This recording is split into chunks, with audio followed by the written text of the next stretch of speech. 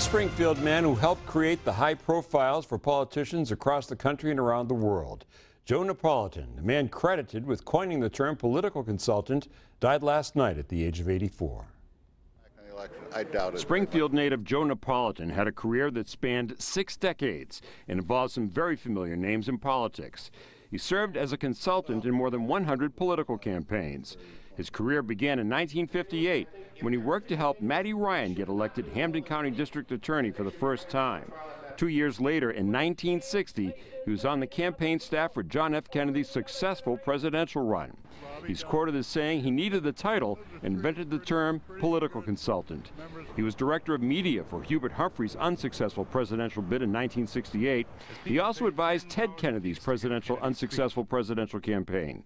Joe Napolitan is the founder and first president of the American Association of Political Consultants and co-founded an international association. Springfield political consultant Tony Signoli said Napolitan set the standard.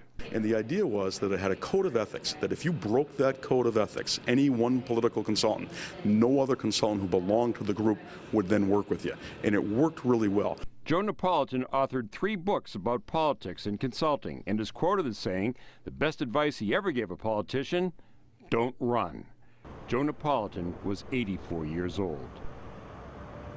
Congressman Richard Neal issued a statement on the passing of his friend Joe Napolitan. It reads, in part, I owe much of my political success to him. From my first campaign for city council to my election to Congress, Joe helped map out my career. His advice was invaluable, his instincts were superb, and his political judgment unrivaled.